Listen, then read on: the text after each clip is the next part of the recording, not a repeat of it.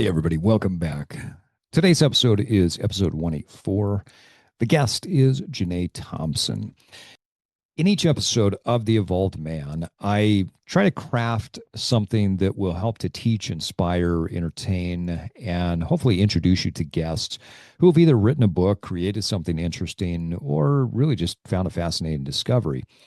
Now, sometimes those people also have an inspiring story. And I think today's episode with Janae Thompson is one of those where you're going to find that she created something very interesting with her late husband. Uh, but her story is what really stood out to me the most. Janae Thompson is an inspiring widow, mother, and co creator of one of YouTube's biggest channels, The King of Random. So, in this episode, expect to hear an inspiring story of grief, pain, love, and hope as Janae and I discuss her inspiring navigation of life with a strong tie to authenticity, intention, and intuition. Janae Thompson is a creator, writer, and mother of four who knows a thing or two about rebuilding life with grit and humor. She and her late husband co created the wildly popular YouTube channel, The King of Random, growing it to over 12 million subscribers with curiosity driven experiments and big hearted fun.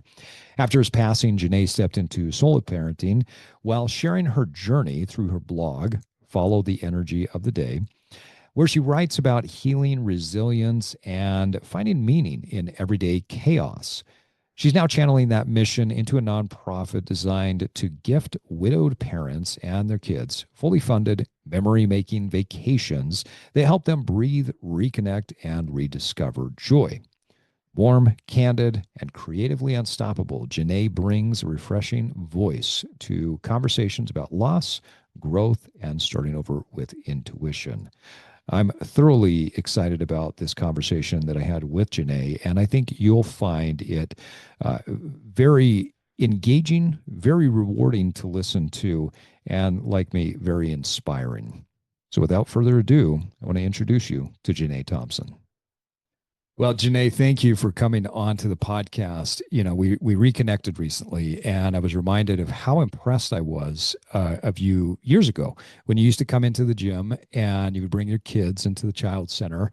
And I was always impressed with your kindness, your patience, and then just how you resonate this genuine, probably what I would call intentionality with your interactions. And so, reconnecting with you recently reinforced that impression.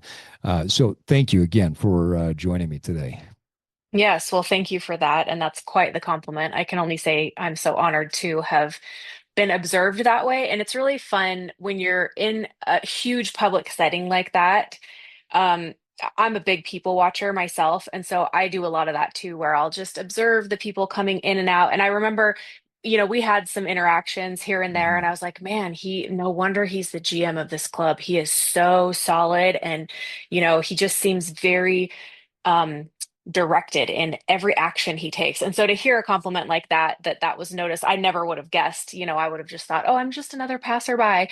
But the things we notice about other people are very particular, a lot more than we realize, and for the positive, which is a fun note for that introduction. So thanks. I think it really is. I interviewed a gentleman by the name of David Robson some years ago, and he's written several books, and in one of his books, he talks about how we tend to think about ourselves that other people are going to see all of these negative things, and so we have this Hmm. negative bias, this idea that maybe this person wouldn't like me because of this, because we kind of see ourselves with warts and all, as they say, and that's Hmm. just not really the case. Most people Yeah. tend to pick out the positives. So, yeah, I appreciate you putting another point on that. Um, Hmm. some guests, Jenny, I bring on because they've written a book or some have made some sort of scientific discovery. Others I bring on because they're in the trenches of life. They're learning, they're growing, they're evolving. And without spoiling the full story for our listeners at the beginning, I just want to kick off our conversation by saying that really what impresses me the most about you and your story is this common thread of intuition that seems to connect the events of your life and your choices, even as your world got turned upside down in a way that so many people will never experience. I'm I saw this thread of intentionality that I wanted to make sure that we connected with our listeners on. And I'm excited for our listeners to get to know you a little bit more. And I'm confident they're going to be inspired for how you just solve problems, how you adapt, how you adjust, and how you've evolved along the way. So, ready to dive in? Ready to dive in? I think it would be helpful for our listeners to just hear your story and how the last few years have essentially turned your world upside down. Sure. Well, I'm going to start with the intuition piece with a little bit of a caveat, and that is I'm actually a very logical person.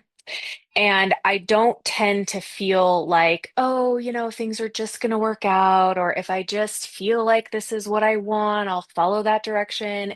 I don't naturally go in that direction, although there's definitely pieces of myself that's like, oh, I just have to like calm down and remember things are going to work out. But logically, I like to go through things really specifically. What are the pros? What are the cons?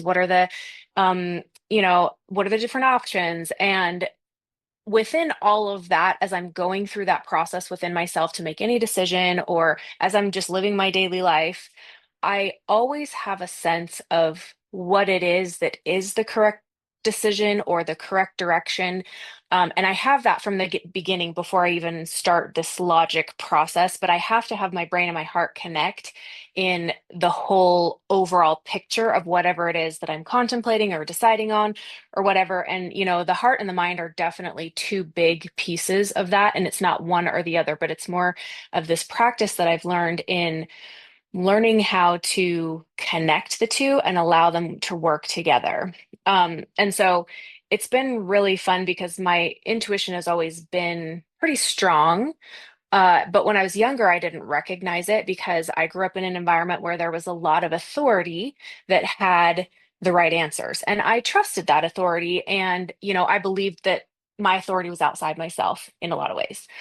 And as I learned and grew and developed, there were things inside of me that was like, "Ah, well, authority says this is what it is, but I feel a little bit different. Why is there a discrepancy there?"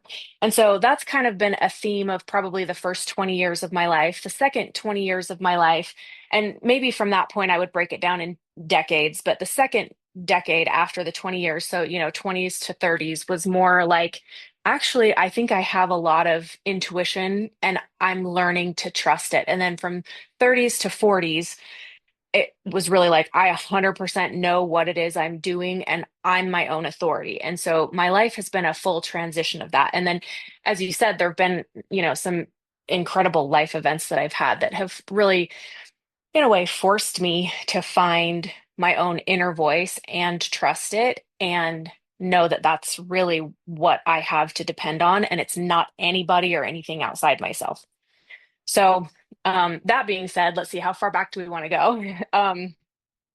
I, like I said, I grew up here in the Utah Valley. I had a great family. I went to college. I got a degree in social science. I wanted to go to family law, or I wanted to go into law and do family law. But again, I had this controversial conversation within myself of like, well, do I really want to focus on school and get deep into that? Because I've been taught, and everybody around me says getting married and having children is more important than a career. So which do I do? And so, again, I think that's where this big decision within myself was like, who do I listen to? What do I do? And how do I make these decisions? And so I ended up getting a bachelor's degree, which it was a wonderful educational experience. And then I learned after I graduated from college, I could study anything I wanted. And I did more learning after college and I learned more within myself. And probably the first 5 years after I graduated from college. And I was like, I can learn and do and be anything. And when I am focusing on learning the things that I love, it's almost like learning is this joyful experience that I never knew learning could be because I never connected school with learning. I connected school with, um, again, authorities telling you what to do, what to study, what to learn, how to do it, how to take a test, all of these things. And I think a lot of people probably relate to that. But then, a lot of times after college, a lot of people will be like, okay, I'm done. I'm not going to learn anymore. But that's where I really started to take upon myself my own self-learning and personal development. And I actually got a personal training endorsement, and I started to get all these different like themes in my life of I want to learn this and become an expert. So it's like I want to, so in college, I gained the freshman 15 and I was like, oh, okay, how do I negate this? So I got really into fitness and, learning how to eat healthy, but more according to like a exercise and fitness diet. So I did a lot of protein and supplements, and I found that's not really helpful in losing weight per se. But that's also when I got my personal training certificate, and I did that for a little while. And, I learned how to build muscle. So that was Mm. really cool. And then I got kind of bulky in that phase of my life. And this isn't necessarily about body image, but body image has a lot to do with the phases of life we're in and why we're doing things as well. And I just remember thinking, I'm not super comfortable in my body right now. What else can I do? And it's funny because at that time, that's when I met my husband, or who would become my husband, and we dated for a year. And I found myself in this phase of finding so much joy, and the buzz you get from being in a new relationship and falling in Mhm. love, and how wonderful that phase of a relationship is. Um, and I also was really learning to trust my body and to trust what my body was telling me. And, I had all these ideal diets and plans that if you follow this, you'll get this outcome. And I was following those plans and I wasn't getting the outcome. And the piece that was missing was I wasn't trusting my body to do its job. And when I finally let go of like, I have to eat a certain amount of calories or I have to eat certain things, I just said, I'm going to eat what I want, and I'm going to allow my body to do its job and digest and process. And I'm going to trust my body that it's going to do the job to keep my body healthy. Now, that doesn't mean I was eating junk food all the time and being like, oh, my body will process out all the negative things. It was very much a balance of like, what do I want to eat now? What am I drawn to? And, sometimes it was copious amounts of chocolate. Not often, but There you but go. it's like instead of feeling like, oh, I shouldn't eat that, it was like, I want to eat that. It's my desire, and I'm going to trust my body to process it because that's my body's job. It's not my mind's job to try and figure out how to make all that happen so I don't get fat and control, not trying to eat so much, but then I feel like I'm under pressure to not or to do, and then I want to binge because I want to rebel. Like all these mental gymnastics that you play in your own mind when you're trying to control. And I just let it all go. And so during that time when I was dating my husband, I actually just naturally lost all of the weight that I had gained in college and got back down to my high school weight for our wedding, which I didn't diet. And this diet plan was just like the perfect timing and the perfect process for me to get into this place where I was the most healthy. And I also happened to be without, putting this as this is my objective at the perfect weight to fit into a wedding dress and all those things that are important also during that time in your life.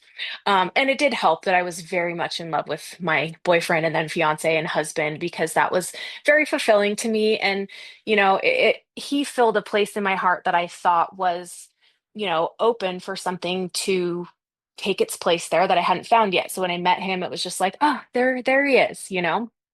And so that process was really fun. And, we built this wonderful, amazing, beautiful relationship. And the next thing we did was we focused on, okay, we see all these marriages around us, and most of them are not happy. And, I don't want to have a marriage that my parents have. It's not that it was a bad marriage, but it wasn't what I wanted. And my husband, Grant, he didn't want to have the marriage his parents had. Again, it's not necessarily a bad thing, but it's not what we wanted. And then we saw all these other people around us that we were like, okay, some of them are really happy. Why is that? What's the difference? And so again, in my true fashion of, okay, let's really dive into this phase of my life and optimize it and learn as much as we can. We set up interviews with all these couples that we thought were happy couples. And we were like, what's the secret to your relationship? Are you actually happy? What are you guys doing to um, have what we see from the outside as a happy relationship? And, and we got all this advice and feedback, and it was so fun. And these couples were so like honored that this young, excited, engaged couple would sit down with them and be like, "What's your secret? What makes a happy marriage? And how long have you been married?" And most of the couples were, 10, between 5 and 20 years into their marriage. Um, and again, like that was just another really fun learning experience for us, but it also established this foundation that he and I had as we moved forward in our life, that we were our lives, that we were merging together, is how are we going to completely open ourselves up to each other, learn together, grow together, and get on the same page with all these issues that can come up in marriage and cause conflict. And how can we be on top of that before the conflict starts? Because I love you so much, I don't want to ever fight with you. It's kind of a cliche that you hear in the psychology world. Oh, if a couple never fights, there's something wrong with them because everybody should fight. And to each their own. It's not that my husband and I never had conflict. We had plenty of conflict, but we would sit down and logically talk about it and Mm. communicate his side and my side. And so, we were married for almost 13 years. And in those 13 years, I would say the number of like actual fights we had where we weren't logical and we were like mad at each other and we couldn't come to a conclusion was three fights. Mm. And, like, again, not that during that time we didn't have conflict. There was a lot of things we didn't agree on and had to work through, but I would say we never fought, like really never fought, besides those few times where whatever was happening, and we even stopped during those times. And one of them was about the blinds in our bedroom. I wanted them open because I wanted the sunshine to come through, and he wanted them closed because he wanted them dark. And I was like, I'm going to open them every single day. And he's like, well, I'm going to close them every single day. And I'm like, okay, well, you'll close them every day and I'll open them every day. Why do you have to open them? And it was just like this was the back and forth, and we're all heated about it, and we kind of stopped and we're like, oh, do you think this is what it's like for other couples, like when they fight? Like, this is what it's actually like? And we were like, yeah, it probably is. So even in that, it was like still a little comical in that, like this must be what fighting is. Now, again, like that doesn't mean we didn't hurt each other, we didn't make mistakes, like we did all those things. But I feel like because of the way we approached our marriage in the dating phase, we were prepared with a foundation to create the most successful marriage, the most successful relationship, the most successful partnership we were possibly capable of. Also, knowing that you don't know what you don't know, but it's like, how can we prepare to be the most prepared? And so, from that place, that's how our marriage operated. That's how our relationship operated. And he was very much an entrepreneur. I am very much an entrepreneur. And that's actually how we met I bought a townhome when I was 23. So it was my first home. I bought a house at the age of 23 as a single girl. And I was very proud of myself because I thought, that's an accomplishment. And it wasn't super nice. It wasn't it- I mean, it was $123,000, which you can't even buy a house for that now. But at the time, I was like, okay, that's my next life goal. I'm going to achieve it. And I did. And when I did that, he lived on, my row was here and his row was on this side. And the back of his house was here and the back of my house was here. So his kitchen window looked right at, let's see, his kitchen window looked right into my bedroom window. Because we were just kitty corner. So he There was you like, go. his roommates were like, man, Grant, you're doing a lot of dishes lately. No, but That's um, great. it was a funny thing because he was like, "Oh, I can see in your bedroom window from my window." I was like, "Oh, good to know." Yeah, yeah. But we joked about that, and then So that's where the blind argument started. Was right, it was even probably, before. yeah, Should the blinds be open or because then should they I be was closing closed? the blinds. I'm like, "You're not going to look Yeah. into my bedroom, or maybe I'm going to open them and tease you, so you There can you look go. into my bedroom. Who knows, I But love that. I mean, again, like." That's where we met. And so he was like, oh, wow, a girl that's already buying real estate and, she's younger-ish, 23 is, I mean, that's a pretty young age to buy your first house. And Mhm. and as a female, it's not as common, but I was like, I can do anything I want to do and I can do anything I put my mind to. And I truly believe that. And that's what my intuition told me. And because my intuition told me that, I believed it. And so I did the steps that it took and figured out what's the logic around this intuition? How do I make it happen? And I would make it happen. And I've been like that my whole life. And I think part of that is because the intuition's there, but also because I believe what I feel. And then I figure out the logical steps to make it happen. And when you're using intuition, a lot of times, the reason it's not working the way you think it should is because one of those key components is missing. Maybe you're just like, oh, I feel like this is going to happen, so I'm just going to wait around for it. And it's like, that's part of it. But then you have to figure out what are the steps and how do I make it happen? And then continue to adjust when you're doing the steps and, going through the logic and going through the work.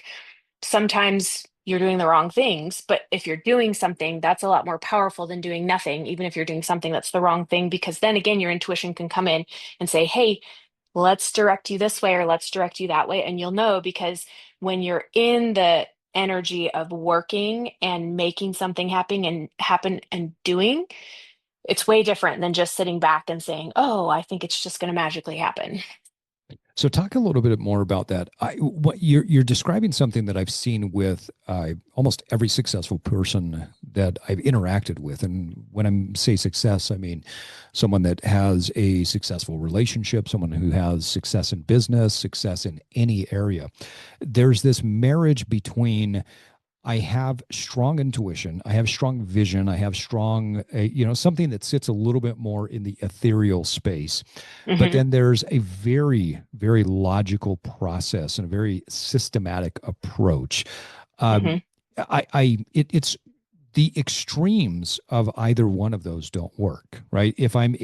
extreme on the intuitive, sensing, feeling side, then I'm either just delusional or maybe just a little bit woo woo.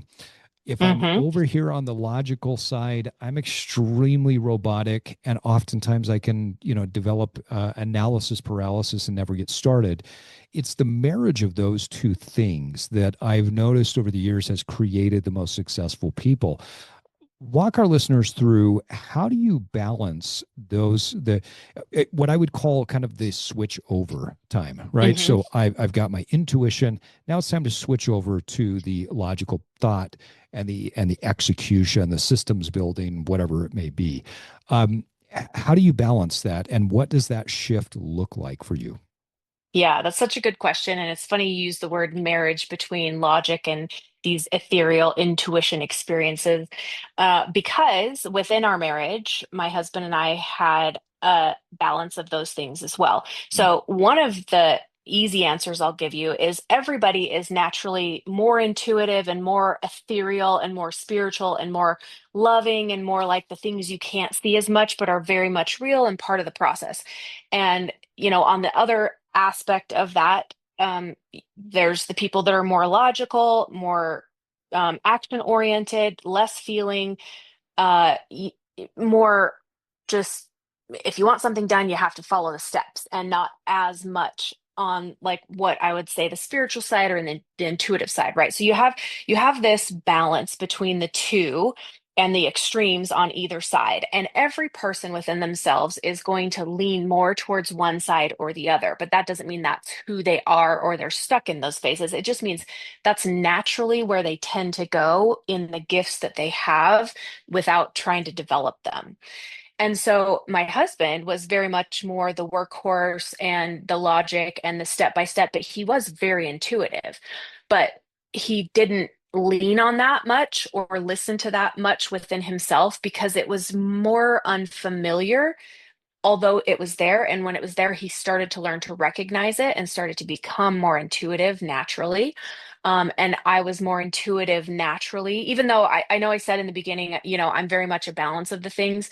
I think I tend and lean more towards the spiritual and, the feeling part of myself. But I would also put myself more in the middle aspect of that. And I think, very generally speaking, females tend to be more on the feeling side, males tend to be more on the logic and action oriented side, just naturally. Right. And, this is a beautiful thing about the balance between all people in humanity, wherever you're on that spectrum, is that each one of us are divinely created to come into this life with tendencies and gifts towards whatever it is that we're meant to have these tendencies and gifts towards. And there are distinct differences between male and females that are, distinguishing and more common in females and males, right? Mhm. And so, with that caveat, I do think, like, as a female, I was still more logical than the typical female, but like, I still sided on the side of more spiritual and feeling. So between the two of us, I was the more spiritual and feeling. He was the more logic and action oriented. And so within our marriage, we learned to lean on each other and grow the parts of ourselves that the other person was better at because of the example we set for each other. And because I was good at, helping him see, well, how do you feel about that? Or what do you think about that? And I would ask him specific questions because, like you said, when you see someone that's very successful and builds a business, the next thing we did in our marriage was we built a very successful YouTube channel. It has 12.5 million followers. It's still growing. It became a huge sensation. And as I watched this grow from 0 to 12 million, that obviously did not happen on its own. And it was 18-hour work days. And it was an intense amount of work, but also so much intuition that went into that. And our partnership was able to really bring out those aspects for both of us. And I started to see more in a way, oh, wow, like this is more work than I'm willing to do. But guess what? I don't have to do it because we created this strategic partnership that also happened to be our marriage. Um, and within that, within the context of the business we were building and the marriage that we had, there was a lot of learning and growth that we experienced with each other because our objective became not only to, like have our family, but build a business to support our family. Mm-hmm. And so within that process, the short answer is the things that you're not good at, find people in your life that can help you develop the things that you're not as strong at. It doesn't mean you have to hire somebody or it doesn't mean you have to marry somebody, but just be open and aware to other people in your life that may have gifts and strengths that are not your gifts and strengths and learn from them. So that's the short answer to that question of how do you learn that? Because the other thing is, Well, to be like a as much as friend, right? A friend or a yeah, it could be mentor. I a mean, that just, friend, could be a mentor, could be somebody you hire, could be somebody yeah, you pay to mentor, it could be a group of entrepreneurs, it could yeah. be your brother, it could be your sister, it could be a family member, it could be anybody. But once you start to say, I'd like to grow my ability to listen to my own intuition, um, who do I know that's good at that and what could I learn from them? So that's not saying, oh, they can do that for me. I'm going to find somebody outside myself because this was my struggle is I had all these authorities outside of myself. And then when I was learning this is inside of me, when I would recognize something, I could say to myself, how do I grow that? And is there anybody that can help me? And once you make a decision like I want to develop my intuition, that's making a decision. And that's being really decisive, which is actually more on the logical side, but it's also intuitive because uh, the nature of the desire is intuitive, right? But also, if you are feeling that's what I want to do, that's you exercising your ability to be intuitive. And so I love to ask questions. I ask way too many questions, and I've always been the person that's like, "Ooh, what does that mean? Can I see that? What happens if you do this? What happens if you do that?" And my husband was very much like that as well. And that's kind of what our YouTube channel was based around is science and experiments and asking questions. And he always liked to say, when there's a warning label on something, like do not try this, he'd be like, okay, I'm going to try that. And it's like, what happens if I do that? Well, there's a reason why there's a warning label, but I want to know the reason. I don't want to Yeah. just be told, don't do this. It's like, why? Now, that's not always a really great logic. A lot of times it's good to learn from people who have experienced things so you don't have to have the same pain and mistakes that they do. So, again, it's a balance of that, right? Um, but So I want to back up just a second. So I'm with you 100% that it's great to have people around you that provide a balance. In fact, that's one of the things that when I've run larger teams in the past, I would have them go through, take personality tests, strengths finder tests, leadership development type tests, so that we could understand exactly where they were, so they could understand where they were, and then say, yeah. okay, this is who you are. Now we need to hire people to support where your weaknesses are. Um, Hmm. I find today it's extremely difficult for many people to recognize not only where their strengths are, but where their weaknesses are, and then Hmm. surround themselves with people that can help to support them with those Hmm. weaknesses. Because we seem to want to just be coddled and to be, confirmation bias is so important.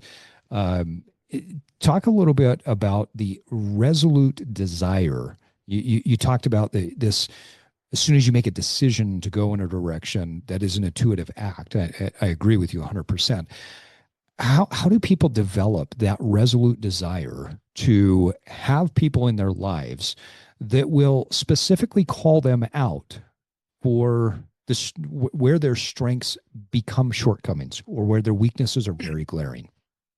So there's so many facets to that question. And first of all, I'm just going to go back. So the desire that you have, recognizing the desire, that's intuition, right? But making a decision on that, that's the action side. Mhm. So understanding intuition is within me and the next steps come outside of me in a way. So and now to answer that question, that's a really hard question to answer because not everybody's really open to feedback and they want to become better because someone else points out their weaknesses. So that's the question that people say, "Oh yeah, I'm open to feedback," but a lot of people are truly not open to feedback because Mhm. they haven't built within themselves a reservoir of self-confidence. And part of that comes with not listening to themselves and believing what is inside of them is what they truly want and feeling empowered to say, I can make a decision to do this. Yeah. So it's hard because it's a whole process. And again, it's very internal. And in my experience, it starts with being willing to ask yourself your own hard questions, like how can I become better?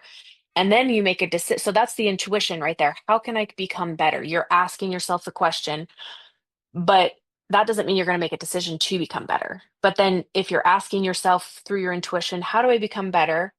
And then say, I am going to become better. Okay, that's a resolute decision right there. But then Mhm. you have to follow it up with a question and say, okay, how do I do it? Now, that's a mixture, I would say, of intuition because it's a very logical question, but how do I do it? There's not a direct answer, but you've made the decision, you've followed your intuition, you've made the decision, and then you've asked the follow-up questions. And so that I think that's another place where a lot of people get stuck is they're like, well, I decided I want to become better, but like I don't know what to do. Or so I signed up for this personal development course and or I got this book or whatever it is. And these are all good steps to take. But when you're asking yourself the follow-up questions, that's where the next steps will naturally occur. And so if you develop this process within yourself, again, in my experience, and maybe this works for other people, maybe it doesn't, but I find that when I ask myself the questions, I'm really truly asking because I'm open to the answers. And so if you're not asking yourself the question, that's when you're not going to get the answers. And that's when the reason that's happening is because you're not open to feedback, if that makes sense. How did you develop the confidence to be able to look both internally and externally for these growth opportunities? You know, it's an interesting question. How does one develop confidence? Um, Again, this is such a personal experience, but I'm going to lean back on this again, truly believing that what you want, you can have. Because if you say to yourself, I want to have a successful business, and then your brain goes into, but I'm not smart enough, but so many people are better, but this is a process within your own mind that you're going to have to tame before you can say, I can do this. And that's where I think from a young age, I was very blessed to grow up in a family where, my dad would sit us down every week and we would go through our goals and we would have these experiences where he would ask us about our lives. And, my parents were loving and caring. They were not perfect. They were not the best parents you could ever imagine. But for me, they were the best parents I could ever imagine. And I think, again, like this is a belief, if you are given the best parents you could ever imagine for you, and then from that place, you say to yourself, whether it's a negative experience with, let's just say we're talking about family of origin or a positive, and it's overall not net negative or positive exclusively. There's some of both in every Mhm. situation you find yourself in life. But you ask yourself, what is it that I can learn from this? So again, I am very observant. I like to watch and see what are people doing?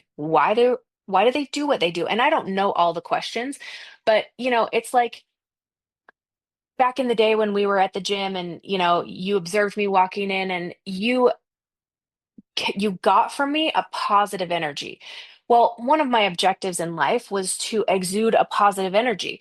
I wasn't super outgoing, so I didn't have a lot of friends at the gym. I was also very just like, I need to go. I'm gonna have time without my kids. I'm gonna work on my body and my goals, and but like I'm happy doing that because again, I believe that this is something I can do and I deserve it, so I made time for it. So there's so many aspects to this question, but again, it goes back to this belief within yourself that whatever you desire, you can have. So if you're finding yourself having these conversations within your own mind, I want this, and then it just starts with the but, starting to recognize, wait, why am I saying these buts to myself? Why am I saying I want to have a successful relationship, but my partner, but I can't, but that's when you need to say, oh, maybe I don't believe that I can have a successful relationship.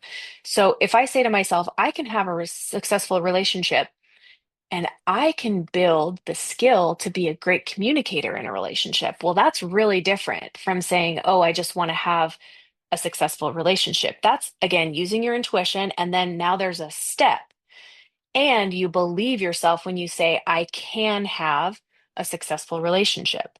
But then you're using your intuition to start saying, what do I want in a successful relationship? So I just use the example of I could become a really good communicator because that's something I believe will create a successful relationship. And maybe that's something I need to work on. And so, you know, it's this process of, I want to say conversation with yourself. What kind of conversations do you have with yourself? I think that's a great perspective. I love the conversations with yourself, but I also love how you're talking about developing specific confidence in certain areas.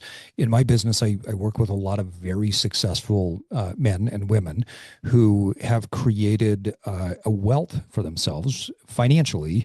Their business has grown. They've done very, very well in many areas, and yet they lack the confidence in the physical space. They lack the Mhm. confidence that they have the ability to lose weight, that they have the ability to get out of pain, that they have the ability to improve their flexibility, whatever it is.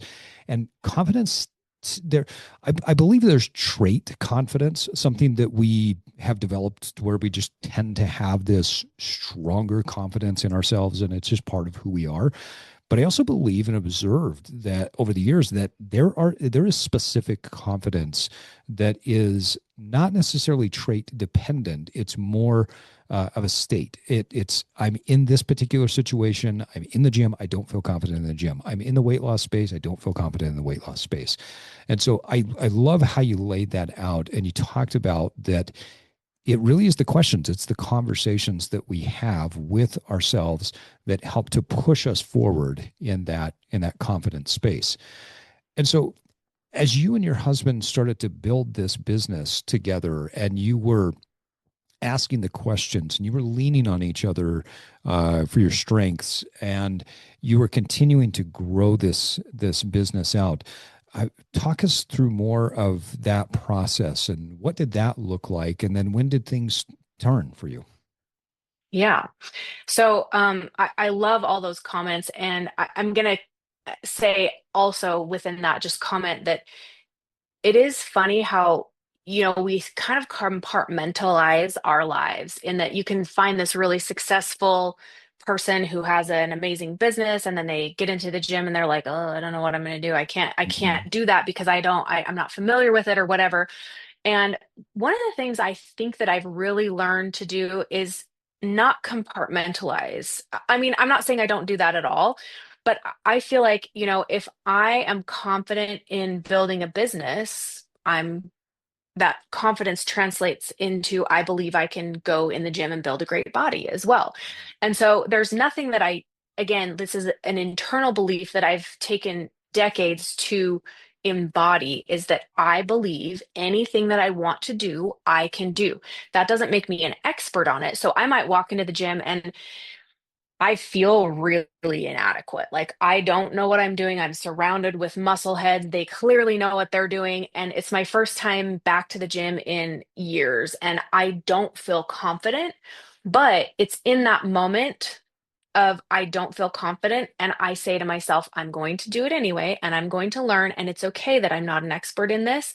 And then from that place, it allows that growth to happen. And so it always amazes me that, like somebody that's so successful, but then their health is so poor. It's like, how are you not translating those principles of success in your business to your body? Like, that's so crazy to me because it doesn't make sense. You Agreed. clearly have the ability. But again, it's like, well, maybe that person has conversations with themselves that's like, I'm very successful in this aspect, and so I'm going to stay in that aspect of my life because I'm comfortable being the expert. I'm uncomfortable not being the expert. And so this is where the second part comes of how uncomfortable are you willing to be to learn and grow? Because really the reality is you will not learn and grow unless you're embracing uncomfortability. Mm.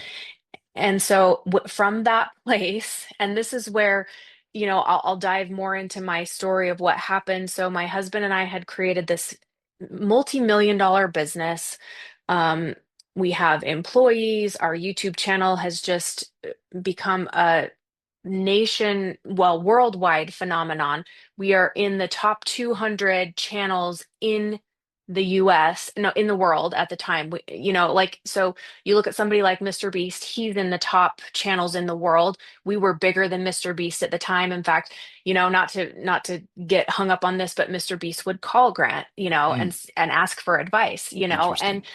and it was so fun that he would come and tell me, oh, here's what Jimmy and I talked about today. And at the time, Mr. Beast wasn't Mr. Beast. He was going by that name, but he wasn't the sensation he is now. Right. And again, it goes back to when you're building something great, you're always reaching out to people that are doing the same thing as you for support and help and growth because even as big as they both were at the time, because they both had millions of subscribers when they were talking to each other, they still had their own vulnerabilities. They still had their own learning processes where they felt inadequate. Mm. But, most people on the outside would look at either one of them and be like, man, they have it made, but they don't feel that way. And it's not because they're not confident, it's because every level we reach in success, we're growing like this, but within that range of that level, there's new problems that we have to face that make Mm. us uncomfortable to become better and go to the next level, so it's like higher quality problems. I heard that once from, a personal development guru that's like, you want higher quality problems. Well, maybe you do, maybe you don't, but with success and development and learning and growth come different problems. Yeah. And as a human, we still approach our problems in the same way. It's still scary, it's still hard, we still have to learn, and it's still something that feels uncomfortable. So, really leaning into how uncomfortable am I willing to feel and still do what I need to do.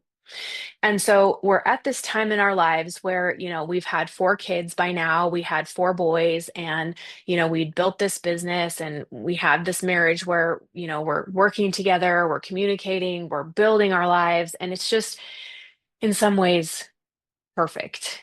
Now, I don't believe in perfection other than everything is perfect as it is. And when you also embrace that, it's like everything is perfect. All my problems are perfect. All my emotions are perfect. But then you say, and I may want something different. So, what's it going to take to get that? And that's where you, again, feel the uncomfortable. You have a desire. You ask yourself, what is it that I need to do or learn or experience to learn and grow? And the answers start coming, and then again, that's where the intuition comes in and you do the things, and that's when the levels of success grow. And so we've been doing this for 10 years, and my husband wants to take up paragliding. He's like, I want to start living my life. I want to start doing the things that I didn't want to do because I've been working so hard. And we really spent a decade really nose to the grind, working 18 hours a day, having babies, listening to all these voices within our heads saying, just keep working, just keep working, just keep working. Because, in order to build success, it doesn't come by a 4-hour work week. Mm. But once you establish something successful, you can start to scale back and delegate and do all those things. But there's a period of time where you're putting everything into something if you're building it. And Yeah. and I like to liken it to I've given birth to four babies. And so there's a time where the baby's growing inside of you, and all of your nutrients and all of your energy is going towards building this new life. And as a woman, I'm still in my body and I'm still, able to go out and do the things that I like to do, but it's very different. And so it's not one of those things where you can do everything you want to do if you're pregnant with a baby. And if you're building a business, you can't do everything you want to. You say no to the weekend parties, you say no to this or that. And I'm not advocating for, not doing the things you want and not trying to have balance. You should definitely have that, but there's always skews to one side or the other. So we'd spent 10 years building this business, and our revenue was in the millions, and we had employees, and every time we would go online, it's like, you have 1,000 more subscribers, 10,000, 100,000. And like, we're getting this feedback constantly. And it was one of those things where it's like, we've worked so hard and we've done all the things that you're supposed to do. Let's start living and let's start having fun. And, I wanted to go to yoga teacher training. So I started doing my yoga teacher training. He wanted to take up paragliding. So we're both kind of in this phase of like, what do we want to do? And how do we want to dream? And, what are the things we want for quality of life now that we have this business that can support our lifestyle? And of course, like, how do we balance business and work life, instead of having it all be so much geared towards work life? And I mean, it was just such a fun time in life to be dreaming and wanting to do all the things we've ever dreamed of. Okay, now we don't just want to. How do we make it happen? And so one of his things was paragliding. And so he went and he did his training, and he was just so ecstatic about this experience, and it made him feel so alive. And, one of the things I knew about him when we got married is he is a thrill seeker. He loved to go skydiving, and he had Mm. done a lot of these things before we got married and throughout the course of our marriage. And I remember one time we were dabbling in the stock market. And at the time, it was really early in our marriage. I think we had just had our first baby. So we'd only been married for a few years, and we were starting to dabble in the stock market, and we had saved up. Our goal was to save up enough money to buy a house free and clear, and then get a mortgage on it, and then use that money to do hard money lending, which, I mean, in the process of that, we could have gotten a mortgage and just, but anyway, it was the goal of, we want to have this amount of money.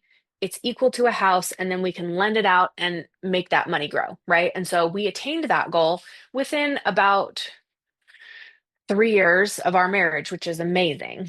Um, and so we had this chunk that we were like, okay, and it was $40,000. We're going to put this in the stock market. We're almost to our goal of the house, but let's take this money and, put it in the stock market. And we lost all of it in like Mm. the very short amount of time. And I was just like, oh my gosh, we just like, it took us years to make this money and hours to lose it. Like, we were devastated, right? But it's not, I mean, again, like, we could have looked at that and used that as an excuse of why we didn't get to our goal to build our house and or to buy our house outright. And what it did is it set us back, but we didn't use it as an excuse. But it was heartbreaking. And I remember on the day that I woke up, and my husband Grant was like, "Yeah, it's all gone." And I was like, "What?" And he's like, "I need to go skydiving today." I'm like, okay, if you're going to go skydiving, you are going to pull the chute, right? He's like, yes, of course. Like, I have too much to live for, but I'm not going to, you know, go parachuting and not pull my chute just because we lost money. But again, it was like, that was how he would process things, as like thrill seeking, Mm. right? And so I knew this about him. And I supported it 100%, because one of the things that was really important to me in our marriage is, I love what you love because you love it. That doesn't mean it's my preference and I love it for myself. Mhm. But if my husband loved something and truly loved it, I loved it for him because I loved him and I wanted him to love the things he loved and experience life fully. And, he was very wise and logical and smart. And, we had this level of trust that I know he's going to do safe things. I know he's going to do the right things. I know he's committed to me and our family. And, we've built this together. And so, again, it's these foundations of love and trust and all of the things we've spent time building. So when he said he wanted to do paragliding, I was like, okay, yeah, that sounds like something you want to do. Now, this is interesting, because the intuition side of this I haven't shared a lot. But when he said that, this voice inside my head came into my brain and said, "This will be what takes him." And I was like, I mean, I like remember like looking up in the living room and being like, Mm, "What? What are you talking about?" Now, this is another interesting part of the intuition parts of our lives that weave in and out. And this is why I think I showed you in our like kind of when we were talking before, but I have this tattoo right here on my thumb that says, you know. It's probably kind of hard to see. And then I have mhm, this little arrow above it that I got in Peru. I just added it to that because to me, that symbolizes my life is very directed, and I come from heaven. The feather represents heaven, and the arrow right here represents direction. And mm. then right below it, it says, you know. And I have found in my life when I intuit something, it's always right. And I always know. That doesn't mean that I listen to it. That doesn't mean I accept it. In this case, I was like, what the fuck? Except for I didn't swear back then. But I was just like, what on earth does that mean? Now, then as I go back in my memory and start connecting the dots, an intuition my husband had is on one of our first dates. I mean, like relatively new into our relationship. I remember we we did things very differently, and we were actually on this trip in Hawaii together. We were more just friends at the time, but he had spent some time in Hawaii. I got some frequent flyer miles, and I'd never been to Hawaii, and so like we'd kind of been dating, but we're more just friends. And so he was like, "Hey, I'm going to Hawaii. You want to come?" And he invited a bunch of people, but I was like, "Yes, I want to go. And how do I make that happen?" And of all the people he invited, I was the only one that came because everybody else had all these excuses like, "Oh, I have to work, or I don't have the money, or blah, blah, blah." All Mm. excuses, excuses. And I was like, "I've never been. I just got a new job. I'll just tell him I had this planned before I got the job." I like all these ways that I'm coming up with to come up with solutions. But I could have used all the same things as like, "Oh, I just got a new job. I can't do it." But I just got a new job. I'll tell him I was going to do this before I started. It's just like how you frame things in life, right? So again, this is a skill I've been building for a long time. But anyway, in Hawaii, they have these super long, tall high-rise buildings, right? And they have the spiral staircases that go down through the middle. So it's like the staircases are four-sided and they go around. And if you look down the middle, if it's a 20-story building, it's a 20-story fall from the middle of these staircases. And I remember he jumped on the top of the staircase, and we were on like the 12th floor or the 11th floor or something. So we're really high. He jumps on to the rail of the staircase and he just flips across this vast drop, 11 Wow. stories, and jumps onto the other side of the railing on the other side of the building. Yeah, it's probably about at least 3 feet, and with the drop, if you don't make the other side, is 11 stories. And he kind of I think he was trying to get a reaction from me, like, "Oh my gosh, that's so unsafe. Don't do that. That's so scary." That wasn't my reaction. I just looked at him and I was like, huh, okay, you just jumped across there and you felt like that was fine. And you clearly have the skill to do that and navigate that. So I trust your decision-making process with your body because if you're not going to make it over to the other side, you're going to fall. Unfortunately, it would have been right in front of me, which would just really rude and inconsiderate since we're like just starting to date now and you haven't kissed me yet, which we kissed for the first time on this trip, which was so amazing and magical because, it was in Hawaii and it was at sunset. And I was like, "Oh, that's the best first kiss I've ever had. I'm never going to have another first kiss." So, all these romantic elements. But this moment was like he jumped across, and most girls he had dated had that reaction of like, "Ah, you're so dangerous. Why would you do that?" And I didn't have that reaction. Mm, Looking back at that now, I think that was one of the things in his mind that was like, "Oh, this woman is going to be safe for me to be with because she's not going to overreact to the things that I'm doing." Because he would do extreme things. And if you look at our YouTube channel, it's called The King of Random. You see that he did a lot of extreme things in that YouTube channel. But again, from the beginning, we both had these senses of what was going to happen in our lives. And then it was this intuition. We still acknowledged it, made decisions to make it happen. But in that moment where he jumped from rail to rail, which is a very stupid thing to do. And if my kids did it, I'd be like, "Don't do that. That's unsafe." But at the same mhm. time, like, those are my children. This was not my child. But I just looked at him and I was like, huh. And that was my reaction. That was it. And then when he got to the other side, he said, I'm probably going to die early. And I was like, okay, whatever. And then I was like, what does that even mean? And he's like, oh, well, like I just like to do extreme things. And I was like, well, do you think you're going to do something stupid and like get yourself killed? He's like, no, I just think that, like I'm going to die early. Well, again, early in life means what? So Right. now I'm remembering these moments in our relationship. The first time I met his mom, before we were married, she said, he's going to die young. And I was like, what? Like, why would you say these things? But at that time, when somebody says something like that, I don't like the idea of a psychic or somebody that's like predicting the future because you don't know what the future holds. Right. That doesn't Right. mean that what they're saying doesn't have things to consider. But I don't like someone to say, "Oh, I know the future," right? Because You don't. it's just a tricky Right. thing. Nobody Right. knows the future, but you can have senses of what's to come and you can Mhm. learn and plan and prepare, right? Yep. And so I remember during our dating phases, I didn't really put a lot of stock in this, but then when I had so then back to our real life, he took up paragliding, and within a year of him taking up paragliding, he was in an accident, and that accident took his life. Mhm. And so I found myself at the age of 36 with four young children, and I was a widow. And you know, now I mean, this is something that we didn't plan for this. I didn't prepare for this. All the intuition in the world didn't help me understand how to navigate this experience, these feelings I was having, the overwhelming responsibility of now becoming a single mother, figuring out what am I going to do with this business that we have, all these. Now, I'm just talking about all the logistical things, but I was in such a state of shock at that time. I didn't function for like probably at least a year. Mhm. And it wasn't till later that I started really navigating the thoughts that I had throughout this experience and remembering things like this. But at the same time, it's like, how is that comforting to remember that, my husband said when we were dating he was going to die early? That doesn't prepare you for something like this. And all Right. the intuition in the Right. world doesn't help at this point. Doesn't stop Um, it, doesn't prepare you, doesn't, no, and all there's the no action plans, fertilization of the yeah, soil. Yeah.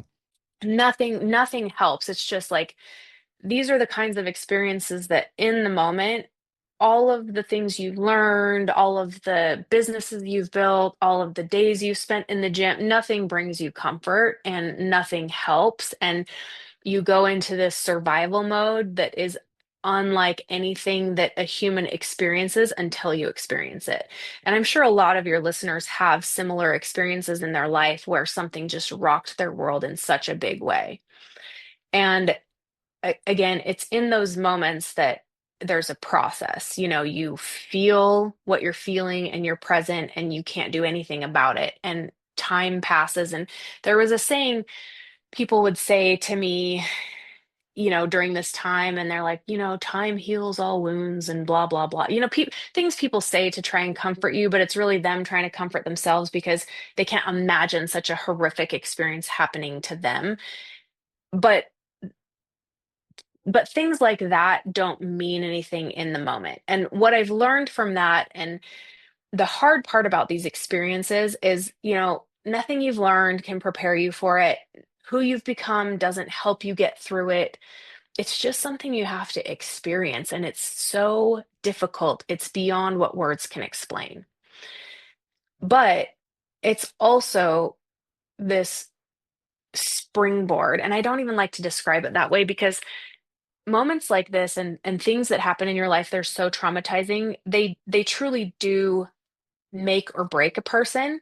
And it's 100% true that they do both. And there's no getting out of an experience completely breaking you and an experience being something that you learn from and become a different person. And it transforms you.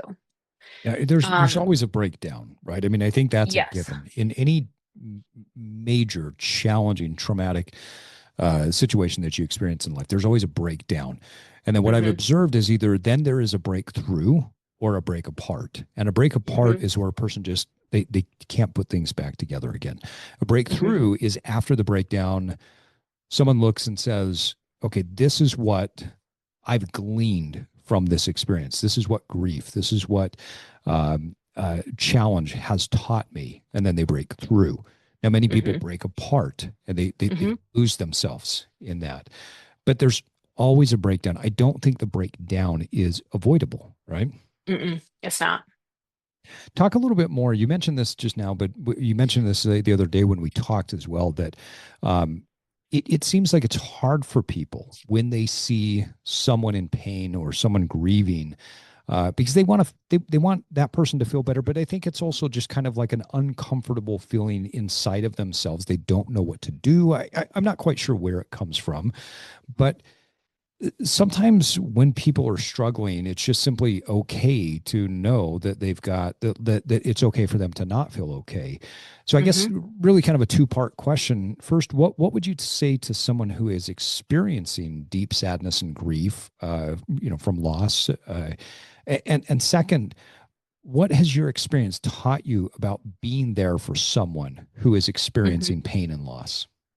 Yeah, well, first of all, going back to what I said before, when people would say, oh, just give it some time, does not heal. Time does not make a Can't imagine difference it does. Yeah. because what time does is it gives you distance from, the event. But unless, like we were saying, an event can break you or it can show you how strong you can be, and it will always do both.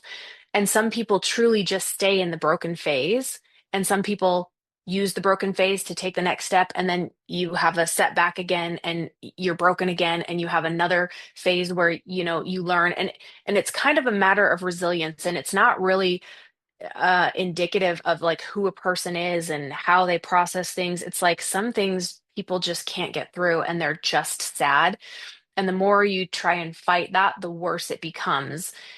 And also on the other end, if you're someone who's gonna get through it, because I, this is the hard part, is I've seen people go through, I've been with other widows and people that have been through hard things, and sometimes it just defines their life and they can't move forward. And I completely understand that because I've been in that phase so many times. But then I say to myself, okay, this isn't what I want. What's the next thing? Right. And I'm not saying that anybody does or doesn't do that. I've just observed that things can just truly break people. Or, the alternative is they break you and then you learn from it. And then they break you and you learn from it. So And the breaking the really in those that don't learn and grow, it almost becomes their identity, Right, right? right. And I'm not even going to say that this experience hasn't become my identity because I feel like I relate to that experience. And, on any given day, I can sink back into that depression and sadness and say, my life is defined as becoming a widow and I'm a single mom and life is so hard and all I want to do is stay in bed. And every day I can have that day. Mm. And so, again, it's not like I'm better than anybody else going through hard things. It's just a matter of I am asking myself, what is it that I want? And sometimes I can pull myself out of being defined by an event, and sometimes I can't. But this is what I was going to say about time. Time doesn't heal anything, but as time goes by, the more you pull yourself out of that, you start to get stronger. And so, for somebody else who's been through this, it's not going to get better. The only thing that's going to get better is you. And if you get better, you'll get stronger. And as you're stronger, you can hold more, you can feel more, you can endure more. It's like when you're building a muscle, you have to break it down for it to grow. And what that means is you have to go to the gym and you have to do 10 reps. And if 10 reps isn't enough, you have to do, two more until you can't do another one. And until you find that place where you're like, I can't do another rep, you're really not doing much work Mm-hmm. because you're not creating the breakdown of the muscle so it can rebuild. And when it rebuilds in the spaces where it broke, that's where you get a more bulky muscle. And unless you do that process, your muscles are never going to grow, no matter how many times you go to the gym, no matter how many reps you do. And I'm not saying you won't be fit or you won't, have good benefits from exercising, but unless you know the exact science for building muscle, and that is breaking the tissue and doing enough reps that the tissue breaks down, you're not going to build muscle. And so, again, the breakdown is what causes the build up. But if you just break it down and then, you don't eat right and you never go back to the gym and you never do that rep again, you're not going to have the same results that you're looking for if you're trying to build muscle in a specific way. Now, that's obviously kind of a silly example, but I've found within myself, the pain doesn't get better, but I have gotten better at handling it. I've gotten better at knowing how to direct it and using it to like sometimes I direct it towards anger. Like, I'm so mad that son of a bitch left me. I hate being a single mom and this is all his fault. And now I'm going to do all this work because, I have to because I'm a single mom because, my husband left me because he did something selfish and he died doing it. And I hate him for that. I use that a lot actually. And I'm not saying that's a great option. I'm just saying that's one of the ways I've used the pain to direct myself to be able to accomplish something and to get out of bed and to do the next thing. And that doesn't mean I don't have moments where I'm like, wow, I am so blessed that I had the most amazing marriage with the most amazing man. And like I had 13 years of blissful marriage. And how many people in this world are married for 50 years and they're not even happy? Now, I mean, a lot of Mhm. times when you get to 50 years, you are happy. But, when you get into your 40s, that's kind of when, at least again, in my experience, I've seen a lot of my friends who got married at the same time-ish that I do, that's when the marriages start to dissolve. I kind of there's markers where, in my married life that started to happen. The 10-year mark was another one, the 15-year mark, the 17-year mark, and then like the 23-year mark. These were just things I kind of observed in my friends. That's when it's like, actually, this isn't what I want. I've never been happy, blah, blah, blah. So, their marriages end in divorce. And they're like, well, I was never happy, at all in my marriage. And so, like it again, it's like, do I want to focus on the fact that I had 13 amazing years of marriage and some people are married for however long and they don't have any amazing years of marriage, and like what a gift it is that I got that. And then on the other side, it's like, I was planning on growing old with this person, and I'm sitting outside in my rocking chair on the porch, and I'm looking at the rocking chair next to mine, and it's empty. And I'm like, this fucking sucks that like the rocking chair next to me is empty because I planned on having my partner until I died, and we were both old, and that's not going to happen. And that really sucks. And it's this, but then in that moment, it's like, again, I can focus on that. And sometimes I do, and I'm really sad and I feel sorry for myself and I don't do anything that night. And I don't want to. And, the next day I get up and maybe I just still want to feel that way. But being present with your emotions also helps you to understand and know. And again, this is where your intuition comes in with feeling your emotions, because I got to a place where I was like, yeah, it's okay that I feel like shit. It's okay that I don't want to do anything. And it's okay that I can't get out of bed. It's all okay. And I'm just gonna, like, the fact that I feel this way means I'm just gonna allow it to be. And so maybe I am just gonna stay in bed all day or for the next few hours. But in my mind, it's like, I'm never gonna get out of bed again. And, then a couple hours later get up and I'm like, oh, actually, I feel better. But I am acknowledging how I feel right now. And I've found that's helped me a lot in learning to be okay with the emotions that I have and allowing the emotions to be inside of me and not trying to push them away so that then I don't use them to become stronger, to become something that motivates me, to become better. Because the only way I'm going to get through this is if I face it. And if I face it, it's like a fight within myself. And when you fight, you get stronger. Now, I mean, I don't want to make it sound like it's a fight all the time, but uh, even in saying that, I would also imagine that a lot of your listeners feel like there's a fight every day to get up and go do whatever it is that you need to do to face what you need to face. And how do you approach this fight within yourself, within the world? Because, as much as it's wonderful to surround yourself with people who are strong in the things you're weak at and have good relationships and get married and think you're going to have a family and create together and you're going to build this business and that's what you planned, and then life just is like, nope, that's not going to happen. You did all the work and you did all the things and you put all these into place and you followed your tuition and your intuition, and things were really successful. Great job. Now I'm going to take it all away. Because just because you do all the things doesn't mean you're gonna get everything you want. And then it's like, when everything is shaken in your reality like that, for me, that's when I just had to step back and I was like, I don't know what I believe anymore.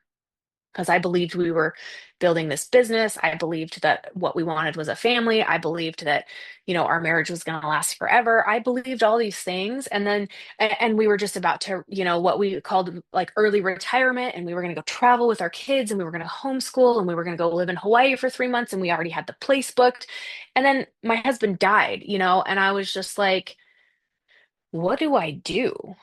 I mean, I don't even know where to begin. And at that point, it's like we had gotten to what was going to be our dream life, and it was all taken away because then I had to start over from scratch. I didn't go live the dream life that we planned. I didn't go travel with my kids and retire early and, have all this money coming in and live happily. I didn't do any of that. I had to start over from scratch and I had to figure out how to run this business that we had built together, but my husband was the face of it. And what do I do with it? And I wasn't into blowing shit up like he was. It was his thing, but I supported it because he loved it and I loved it because he loved it. And we were a great partnership because we built it together.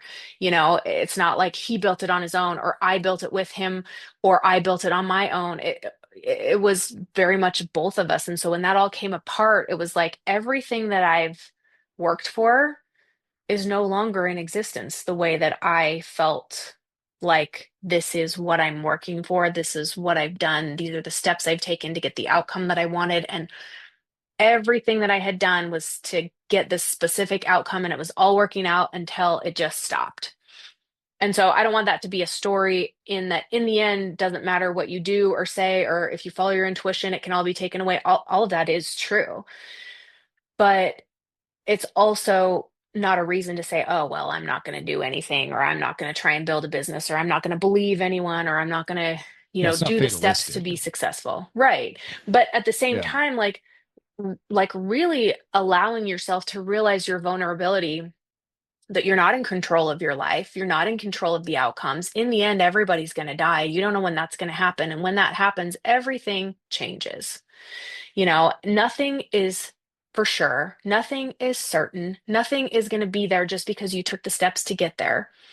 But at the same time, if you don't take the steps to get there, you'll never get there. And so, again, like this is where I just had to step back and say, what do I believe? Because I don't know what I believe anymore.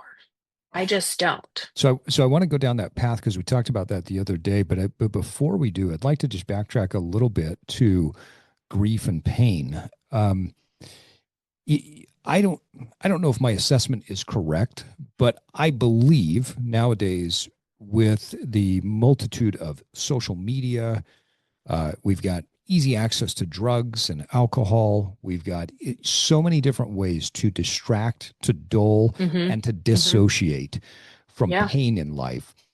I can pop on social media. I could go onto a porn site. I could go buy, liquor at the liquor store. I could find people to sell me drugs. It's Hmm. so easy to drug ourselves nowadays. I can even Yeah. jump on my phone and DoorDash thousands of calories that are Yeah. going to hit every dopaminergic response in my body that I can tickle within a short period of time for very low to no cost. And so, Hmm. because we have this society that is almost centered around very quick, very easy dopamine hits, we Hmm. are able to dissociate from pain very quickly. In Yep. your experience, it doesn't sound like that's the space you've lived in. It sounds like that you have strived to go towards the pain, to experience the pain, to experience the grief, to experience the darkness, and to not just push that away. Am I Hmm. gauging that correctly? Yeah, 100%. But also, I will say everything that you named, I've used in some way at some Sure. point for Yeah. some period of time because it is hard to navigate your own pain. But at the same time, what I've learned from trying to use other things, and it's hard because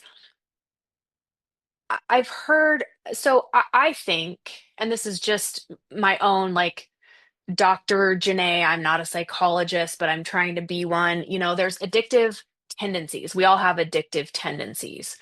It's whether we let those things become an addiction and rule our lives, or, I do also believe that there's genetic tendencies that are stronger than what I personally struggle with. So I don't want to say that, oh, everybody cannot be addicted to something if they just choose it. I don't know that. Sure. But I have observed in myself when I start to choose something over and over and I start using it more and more, I like to ask myself again, and this is where I go to these conversations with myself. It's like, right now I'm scrolling Instagram a lot because it feels good to do that. It wastes time. I feel really sad. And Mhm.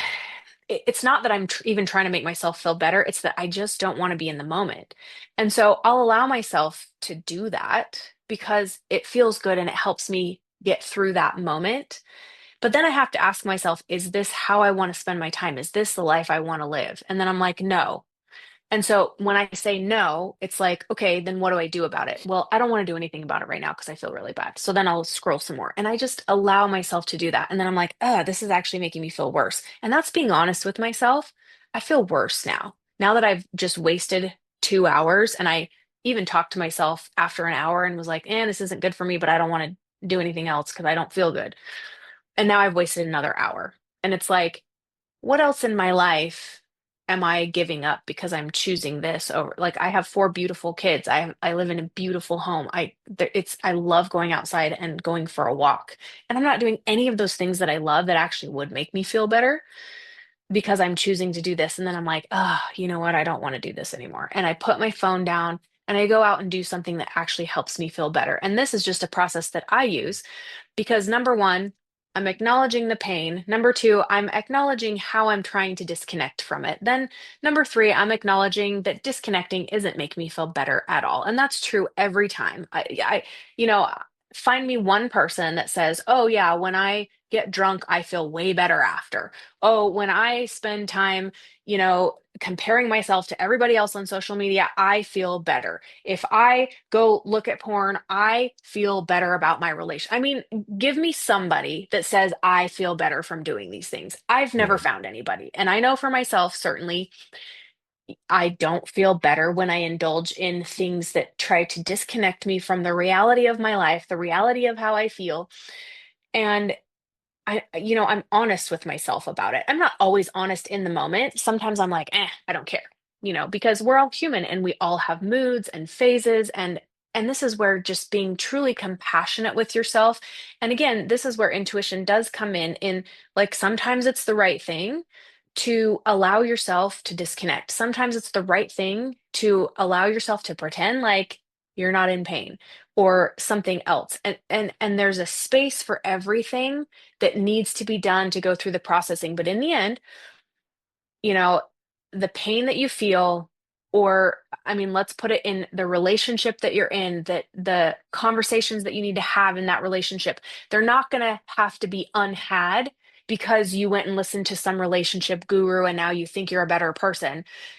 That doesn't make your relationship better. What makes your relationship better is addressing the issues that you're scared to address and having those difficult conversations and connecting and getting on the same page, or deciding, you know what, this actually isn't working and we're both aware of that because we're adults and we're talking about it. Or, talking to myself and being like, I'm in so much pain right now. I don't want to feel this way, but I do feel this way. And actually, what I need to do is just feel it, because if I feel it, then I can stop hiding from it and allow it to be, and then I can get through it versus trying to push it away, and so there's so I many think that's a different key ways point, this right? applies. Yeah. Hmm. To ask the question, you know, um, everyone has their drug of choice or their multiple Right. drugs of choice. And to say that you need to refrain from every vice, I think is not A, I don't think it's healthy. B, it's No. not practical. But at the same time, I believe it was Epictetus that said, "Control thy passions, lest they take Hmm. vengeance on thee." And so, Hmm. having something that may distract you for the moment is not a bad thing. In fact, I've actually read that many very successful people tend to watch the same movies over and over and over Hmm. again because it's a Hmm. distraction from day to day life, but it's something that becomes very predictable that they can, Hmm. maybe it's a James Bond movie or whatever it is, that Hmm. they can know the ins and outs. They know they can emotionally predict what's about to happen. And so then it puts the brain in this mode of, okay, I know what's happening over here. I can predict that. It's outside of me. And so then what's happening inside of me can then take time to process. And so Hmm. I love how you talked about the just pausing and saying, okay, I've been doing this. Do I now want to change? Do I want to get off of social media? Recognizing it, asking the question, and then later on, or in that moment, making a decision to address it or face it. And yeah, there's probably days where you may not have the strength to face it. Hey guys, real quick before we get back to our conversation, I want to invite you to go to becomeanevolvedman.com and join the newsletter. Through our newsletter, you can stay up to date on all of the great things that we're doing at the Evolved Man and at Evolve. I get information on how to dramatically and drastically change your life for good, and just get information on how to continue to evolve in your own personal journey. That's becomeanevolvedman.com, and sign up for the newsletter today. Right. And really allowing yourself to feel that is more powerful than trying to tell yourself, ah, I'm such a loser because I am on social media for 4 hours a day. It's like, okay, I'm on social media for 4 hours a day. Is that going to get me to my goal of building a business? Well, no. What else should I do? Well, I should probably, fill out whatever, or I should go make this or what, like whatever your intuition tells you should do to build the business, because you'll know what it is that you need to do. And you know what it is because you're putting it off. And, if you ask yourself, what's the most important thing I need to do? It'll come to your mind. Like for me this year, it was putting off taxes. And, like I knew that I was doing that, but I also knew I am going to get this done in the end. And I can only do one thing today. This mountain of tasks I have to do, I can only do one thing. And then I'm going to go back to scrolling social media because I just don't feel good. And I don't want to not feel good, but I don't know what else to do. But then this is the magic part of pulling back from that and going and doing something. And this is like the actual way I love to live is I do all the things that I need to do, and I do all the things that bring success. And, I do my morning workout, my morning meditation, my morning smoothie, I go for my walk. I do all the things that in my mind create a successful life, these daily habits, right? And then at the end of the day, I'm like, you know what? I've done all the things. I just want to sit down and have a glass of wine, and I'm going to do it because I've Mm-hmm. already created this successful day. I've created a net positive.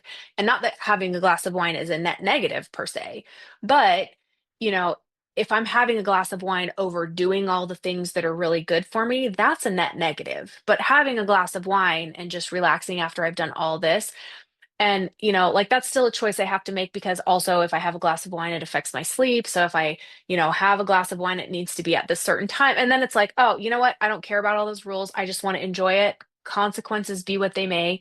And there is a freedom in that, allowing yourself to say, you know what? I'm just going to do what I'm going to do and being okay with it. Because again, it's this freedom within yourself to disengage from the constraints of your mind that say this is wrong or this is bad, or and again, like going back to the very beginning of my life when everybody was telling me this is bad, you have to do this to get this, if you don't do this you're going to get this punishment, from the church I grew up into, from parents. And it's not that my parents were bad, but parents are, their role is to tell you what to do and help you learn, right? And they don't do that perfectly all the time. But when you're a child, your parent is your authority and they're telling you what to do. And, all these things that I learned in the beginning of my life were an authority over what I knew to be my authority. And sometimes in reality, what they were saying is better than what I would say or do for myself. And that's why you have someone with more experience guiding you through life. But the second reality to that is, and I'm especially learning this with my own children, is I can have experienced something that they're going through right now and I've learned the lesson. You don't have to make the same mistakes that I made. Just listen to me and I will help you avoid this pain of making this mistake and or losing this whatever. And guess what? It doesn't matter that I've experienced. It doesn't matter that I've learned the lesson. My child hasn't learned the lesson. Yep. So I can teach and train and bitch and moan and complain and tell them I know and you should do this and I'm the mom and you should listen to me. I can say all those things. And in the end, if they just have to learn the lesson by experiencing it and making the mistake and feeling the pain and doing the thing that I've already done, how can I not give that to them as a gift and say, okay, you get to experience it. I'm just going to sit back and I'm going to watch you flail and I'm going to watch you suffer, not in a, masochistic or abusive way. Like, but I'm just going to let you have your experience because I can't control how you learn. I know what's going to happen. And if you wanted to listen to me, your life would be easier, but you don't want to listen to me. So you get to experience it. And that's the gift I can give to you. And that's the gift we can give to ourselves too, in reality, is allowing our feelings to be present without our mind trying to control. I should do this. I'm a bad person because I don't want to feel this way. I can't, I won't, all these things. Again, going back to the conversations in our head, what are we talking about with ourselves? And asking yourself the question, what do I want? How do I want to feel? What is it that's going on right now? And allowing yourself from your heart to come up with the answer because you know what the answer is. Sometimes the best gift that we can give to another person is space, right? Space Mhm. for the child to learn, space for someone to grieve. As someone who's gone through deep grief and sadness and loss, what advice would you give to someone who's sitting on the outside looking at another person? What's the best gift that they can give to that person Mhm. who's going through the loss and the sadness? Yeah. For me, it was just presence. And that doesn't mean like being at my house per se. Sometimes it is being with me in my presence, but having the presence be what it is. So if I'm sad, it's like, just let me be sad. Don't try and cheer me up. Then you're creating friction with where I'm at right now, and that makes me irritated. Like don't tell me everything's going to be all right. It's not going to be all right. And it's not. Or it is. It just depends on how you look at it. But the way I'm looking at it right now, nothing's ever going to be all right again. So I have to figure out what do I make the new definition of all right. So can you help me through that, And it's like I find that the most helpful thing is to just be quiet and use your intuition and don't preach.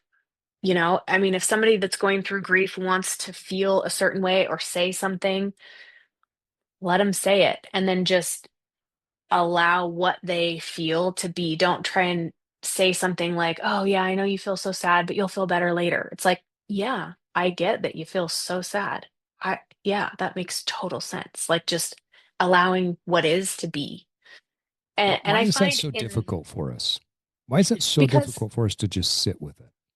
because painful things are uncomfortable and we don't like to be uncomfortable. And I think a lot of us struggle with wanting to fix a situation, and this is something, especially in relationships. It's like one partner will come to the other, like, I'm feeling really mad about this. Well, you didn't do this, or why didn't you do this? Because that would have fixed that. And it's like, I didn't want to tell you because I wanted you to fix it. I mean, maybe there's space for fixing it too. I'm not saying, but it's just like, wow, yeah, that makes sense that you would feel that way. Like, how many times can we just say that not only to ourselves but to somebody else without defending or trying to fix it or taking it personally or feeling like for some reason what someone else is saying has some meaning for us when we're on the outside of what someone else is feeling?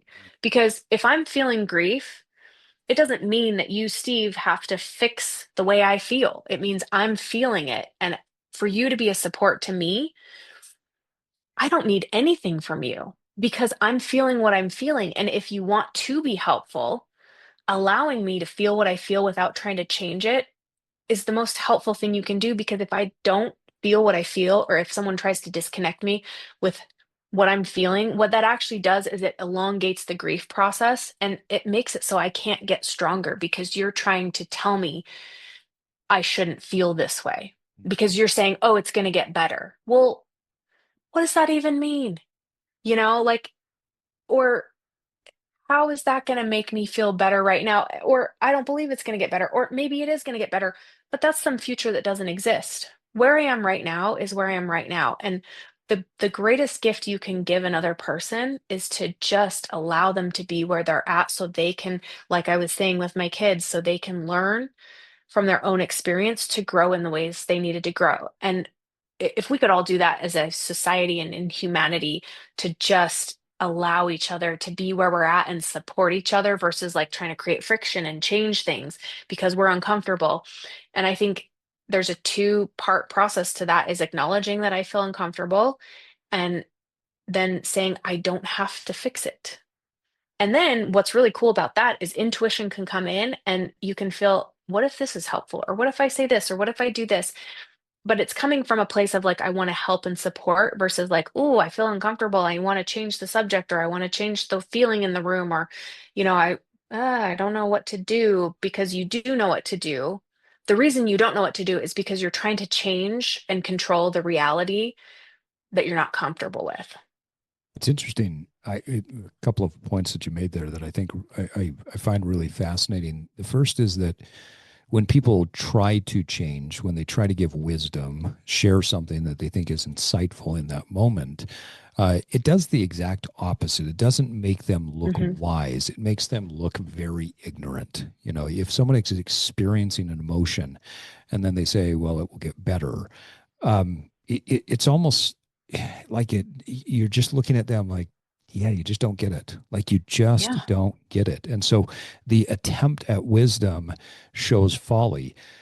I also think too the comment of it will get better, like it's so obvious, like duh. It almost sits on this spectrum. One day I was sitting around with a group of friends, and one of the friends we were talking about, he had just lost somebody close to him, and one of the guys in the group looked at him, and in his deep Southern accent, he said, "Well, as I always say, sucks to be you." And everybody looked at him and was like, dude, what do you, Great. no, you don't say that when someone in the family died. Like, come on. But it sits on this same like ridiculous spectrum. Sucks to be Hmm. you. Or it's going to get better. Well, Right. yeah, thanks. Thanks, Right. Right. Nostradamus. Thank you for predicting the future. I think we all know that at some point something is going to get better. The sun is going to come up tomorrow. We're going to feel better in some moment, but at the same time, it might not get better, and that's okay too. Right. So And it could I be think, worse. yeah, it And could that's be, another right? thing that's like, oh, well, it could be worse. Thanks. That makes me feel a lot better. Yeah, yeah. And that's there's no wisdom to that, right? I recently had a Right. conversation. We were talking about the lessons of life and the growth and how perspective can shift over time. And I look back at a relationship that I had with my grandfather, who was a very abusive human, Mm. and years later, I look at that, as you said, time doesn't heal all wounds. In fact, what's happened is time has given me perspective as I'm 49 years old. And I think to myself, okay, at the time when this person broke my brother's leg, right, the femur bone, which is the hardest bone in the Jeez. world in the Yeah. body to break, he was Oh, much younger than me. And I can't imagine someone my age or younger, right? Or no, he was older. I'm sorry, he was older than me. Someone my age or older putting hands on a child like that. I can't imagine yeah. someone slapping a young child like me at that Hmm. age. And so Yeah. time didn't heal that wound. Time made me realize that is an abhorrent behavior from an abhorrent person and someone who was doing what I would consider to be evil acts. And I have no respect Mhm. for. And when Right. I had made that comment to someone recently, they said, well, understanding can bring love. I said, and understanding also helps us to understand that I don't need to love that person and I don't need to love what they did. And I'm okay with that. I am Hmm. completely content. I've learned a lot about very bad people in the world. The more I learned about Adolf Hitler, it did not make me love him more. Hmm. I Right. respected him far, far less the more I learned, right? Yeah. Yeah. And I think that as time passes, we have more wisdom. We experience life, and whatever it is that we experience, whatever that emotion is that lives inside of us, whatever is alive, that in and of itself is our experience. It's beautiful. It's something to be honored, and it's not something to be changed. Right. Yeah. And I love that. And it's like, even when you say that, you're describing what your grandfather did to a child that, obviously is someone you care about. It's like in my heart, I mean, it hurts me to hear it, and just Yeah. because time has passed doesn't take away the feeling that that creates when something, so vile happens in humanity, whether it's somebody inflicting pain on somebody else or a hard situation. It's like these feelings of pain, like, if I would have gone into you sharing that and saying, oh, well, like it's past now and, his leg is healed and it's all these things, like I would have been, this is where when you're truly trying to help someone, I would have gone into a place of like, oh, I feel really uncomfortable. And, the fact that you shared that makes me really sad. And so I want to hurry and try and fix it. But it's just like, first of all, wow, that's really brave to share that. That's so painful to hear. And that's not right in any world. Yeah. And it's not even my job to say any of those things. I'm just illustrating this as this is what I felt when you said that. And this is where we have a decision to go into what mode do we want to go into? Ignore, try and fix, let it be what it is. It's awful. Yeah, I can't remember the exact quote or who said it, but something about that when we are in darkness, sometimes we need to look around because if there is no light, then we are the light. And I like sometimes that. just being present for another individual, as you're talking about, being there for them, Hmm. acknowledging their experience, acknowledging the pain that they're going through, creates a light, creates a path for them to say, wow, I just experienced compassion. I just experienced empathy. I just experienced someone creating a space for me to just be comfortable. And Hmm. then that experience then lives inside of their body. That experience lives inside of their psyche, their spirit, their soul, It everything does. then Hmm. pushes that forward. And so then they become more compassionate, more loving, more empathic down the road.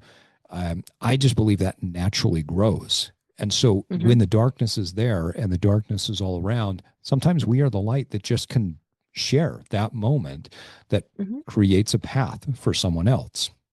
Yes. And I love the way you use light because I feel like in my experience within my own body, I have this feeling of what I would describe with the word love, but it's this feeling in my heart and it emanates from me and up and out. And I feel like it's this, presence that creates this space around me. And I do feel like it's a drawing brightness. And when I'm in that space, feeling that energy, and that's what I'm giving to the world. And, I'm in the grocery store and I'm in the lettuce aisle and I'm trying to pick out a lettuce and I smile at the person next to me and I'm just in this loving space. And the more I cultivate that, the more light I have. And, I say hello to that person next to me at the lettuce space. And it's like, instead of just being like, I'm going through life, I'm getting my groceries, it's like you're creating goodness and it's a state of being. And another thing that I want to hit on what you said is this range of capacity that we have to feel. And I remember when I kind of realized there's this experience spectrum that causes you to be able to feel more. The more you experience, the more you feel. That makes sense, right? But I learned this when I was in college and I was engaged to this guy, and I thought I was going to marry him, and it was going to be so amazing. And we broke up. It was a tumultuous relationship, and I realized two things. First of all, this person actually brought out aspects of my personality and who I was that are not my best. Like we all have good parts of us and, less good parts and amazing parts and smart and dumb. And like we all have this complex reality of the spectrum of all human emotion and ability and capacity. And I observed myself with him, and I was like, the person that I show up as, and the behaviors that I have around him, and what naturally just he brings out in me are not my favorite parts of myself. Does that mean that's who I am? No, because what's interesting about that is around other people, these other parts come out and I really like these parts, and that's really cool. Now, does that mean I'm a bad person when I'm around this guy? No, I'm in control of who I am. But it was just an observation that I made. And, like 20 something, early 20, 21 years old or whatever, I was like, that's really interesting. So then I started observing what traits of my personality come out with different people. The second thing that I learned is when we broke up, I was like, I'm never going to get married now, and I'm never going to find anybody, and I'm so old and no one's ever going to want to date me again, right? And I'm so heartbroken. And for a short time I was in this very despair mode, and I just felt like I had hit rock bottom in my life forever. Well, rock bottom for me now is not anywhere near what that rock bottom was for me in that moment. But what I learned from that is up to that point in my life, I had never felt that degree of sadness. So it's like if my life capacity is this much for feeling, it's like that experience brought me lower than I've ever been in my life. But what's interesting, I dropped lower, but then what happened to my capacity? It's actually bigger. And what I also learned from that is I've now experienced this new level of low, which means the next time I feel a level of high, there's a new level of high that I'm capable of going to. Mhm. And so then I was like, wow, my range of being able to feel my capacity, it's bigger. And I was like, wow, that's mind blowing. And then when I met my husband, again, I was able to see, wow, the parts of myself that I love the most are so easy to express when I'm with this person. And what a contrast between my husband to be and the other person I almost married. And like, wow, I love that I can contrast these because for the rest of my life, I'm going to be like, you're way better than what I almost was with because I know I remember the difference. And I'm so glad that I found this that shows me all my great, wonderful, beautiful parts that come out so much more easily in this relationship than they did in this relationship. And I am so grateful for that contrast. Maybe that's one of the reasons that I had those experiences is so I could truly appreciate how good my relationship was with my husband. Because if I didn't know that, how would I appreciate it if I didn't know? Mhm. Wow. Yeah, that's it. Yeah, I love how you talked about that, that the low brought a higher high. And it's not just the contrast difference, but it is, I found that myself, that the harder certain things have become in certain areas, the more exuberance just lives inside of me, the more joy, the more happiness, the more these beautiful experiences uh, start to just almost sprinkle in throughout life. Yeah. And a Yeah. caveat to that is, when you have heartbreak, it's not like, oh, I've experienced so much pain. Now I deserve to feel so much more joy and it Right. should happen tomorrow. Right. It's not, Yep. it's very relative. It's like you continue through life, you have this new expansion, but then your mind and your body and your heart recognize and appreciate more joyful things and you start to feel it, in the You future. become And more that's aware. where Yeah. yeah, and that's where I think the phrase time heals all wounds or whatever, where people get caught up in this,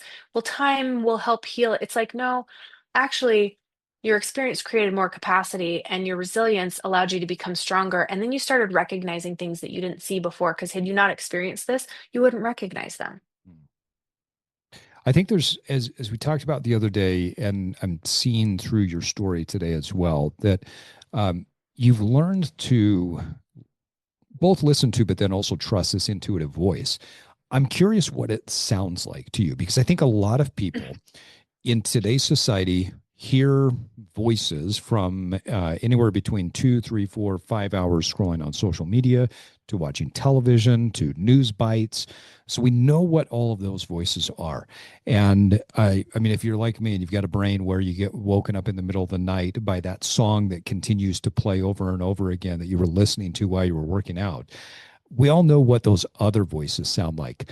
How do you know what your intuitive voice is, and how do you delineate between that and all of the external voices? Ooh, this is such a good question. I don't know that I've ever really considered what my process is, but just in you asking the question, this is the cool part is the answers come to me because I have a very specific system. Mhm. So music is huge for me. Music allows me to connect to my feelings. So like I have a whole playlist for when I'm feeling sad. I delve into this playlist of sad songs and it just takes me really deep into this feeling of sad. So I actually get sadder when I listen to this. It's like all the things that make me feel sad, these songs talk about, like whether it's heartbreak or difficult circumstances or losing someone. I mean, I have this playlist that's like all the songs that I had feelings of, when my husband died about like never seeing someone again in the next life or never being able to actually I meant never being able to see them again in this life and how hard that is. Like there's lots of songs, right? And when I'm feeling that way, I dive deep into the feeling and I relish in feeling that feeling deeper. And what happens, like I'm listening to the lyrics of the song and I'm like, that's how I feel. And I allow the energy of the music and the words to validate how I'm feeling. And a lot of times I'll go for a walk when I'm doing this, and I like to move my body because I'm the kind of person that's like, it's really hard for me to sit still. And it's been something I've had to cultivate to be able to, like, I had to make myself sit down, and to, to be able to do that, I had to watch a show. So I started watching TV for, little phases of my life because it's like I have to sit down, but I direct every message that's coming into my mind to be what it is that I want to either grow or validate, or I'm in charge of what I'm hearing. So of course, I have moments of scrolling social media, and it's amazing how the algorithms work that they just like push things in your face. But I come to a place where I'm like, oh, I'm not in control of what I'm consuming right now. And I Right. don't like that. Yeah. And so it's like if I'm depressed and I want to feel better, I'll put on really happy music and I'll get up and dance to it, and it'll shift my energy. And the conversations that I'm having with myself in these moments is I'm feeling really sad. I don't want to do anything. I feel like crap. And I'm really verbal about the reality of what it is that I have now, like putting describing words on it. And so that helps me process where I'm at, right? And then after I do that, I'm like, okay, I know where I'm at. I feel like crap. I'm depressed. I don't feel like doing anything. That's where I'm at. And I just am in that. And I'm like, I know where I'm at. I'm in charge of this and I'm defining it and I'm putting words to it and I'm allowing it to be. And then it's like, what do I want next? Well, I want to go deeper into it. I don't want to get out of this feeling. I want to feel it. And then I go into my playlist of like the sad songs or the depressed songs or the lonely songs or whatever it is that I'm feeling. And then, I'll walk it out or I'll just listen to the songs. Or, if I don't always use music, but I found music is a really good mechanism for me. And then I'll decide what's the next thing I want. And then a lot of times I'll just stop the music. I'll just be in silence. It's like I've dove deep into this emotion. I felt it. Now I don't want to keep listening to the playlist. I don't want to dive deeper. I'm complete with that. I'm not out of it, but I've had this experience with it. I've defined it. I've connected with it, and then I just have silence. And then that's when, like, for me it's more like thoughts. And I think some people see in pictures, some people think in pictures, some people think in words. I think some people even probably think in feelings. I think I have a tendency to think in words and feelings. um I think that I get imaginative too, and maybe I use all of them, but it doesn't really matter what the mechanism is. I just allow my brain to go, like silence. And this is another hard thing, I think, for a lot of people is just to be in silence. Like, can you just be present in silence, or do you have to have something going on, or do you have to have somebody around? And this is a tool that I think is so powerful for everybody. If you can be comfortable in silence, that's when all the intuition comes. That's when all the answers come. That's when everything that you ever wanted is available to you when you let go of all the distractions and just have silence. And so, again, like this is the process I go through every time. And I didn't really know that I was so systematic about it until you asked that question. So I really appreciate it because now I'm like, oh, I'm going to even get more defined in this process, the next time I go through this. But then I have a period of silence and I just allow the silence to be. And in that moment, I allow myself to think or feel or picture what it is that I need next. And sometimes it's like I go inside, I get in my bed. Sometimes I want to put on really fun music. Sometimes I want to just go into one of my kids' room and connect with them and talk to them and make it about them. It doesn't matter what it is. It's just after I've defined the feeling, decided what I'm going to do next, had silence, and then the next thing comes, whatever that is. And it's amazing. It's this process that it's like I'm in control of me and how I do things. What I'm not in control is what happens to me. I'm not in control of my emotional response to it because if my husband dies, I'm gonna be really sad. I can't just be like, "Ooh, I'm gonna personality and tool my way out of it." Like Mm. I'm just gonna have a positive personality and or a positive attitude and not feel sad because, feeling sad is a choice. No, feeling sad is not a choice. Feeling sad is a reaction to life. Feeling happy is a reaction to life. And understanding that you actually don't control your feelings, but you can direct them and you can decide how long you want to feel that way and you can decide what you want to use the feelings for. But I don't know anyone that can control their feelings without feeling it first and having no control over that coming up in response to a situation or a conversation or yourself or someone else or any of that. So rather than a dissociation, what I'm hearing is you create some sort of synchronicity. So you're whether you are synchronizing with music and words that then take you deeper or lift you up.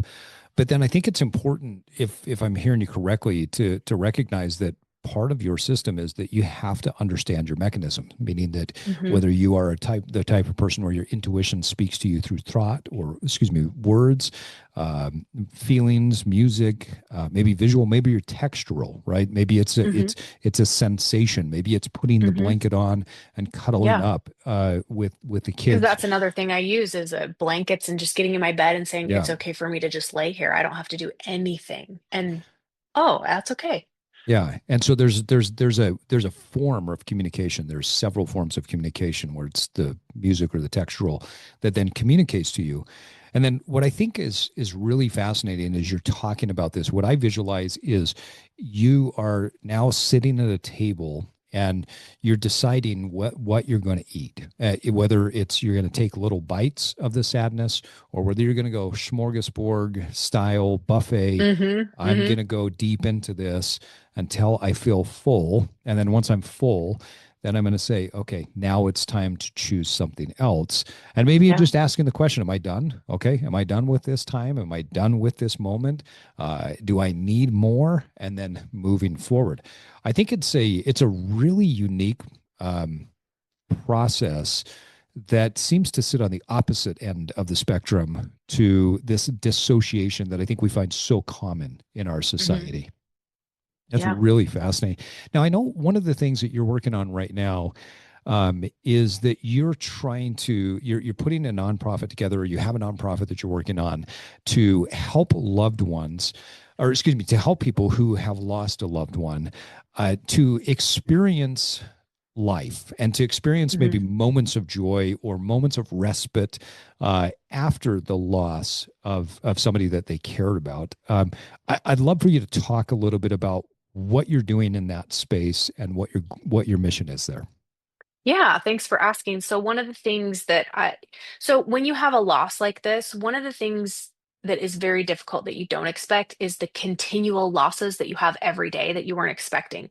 So it's like every day I wake up and, my kids are older and my husband misses their next phase of development and their birthday and, they come home from school and they're like, "Look what I learned." And it's like in every single one of those moments, and this is where grief is so encompassing in like it's never ending in so many ways, but it's beautiful and it's wonderful. And I'm so happy that my son is learning, growing, and developing. And then in the back of my mind, I'm like, I wish his dad was here to see this. He should be here to see this, and it's like, we lost another moment that should have been here.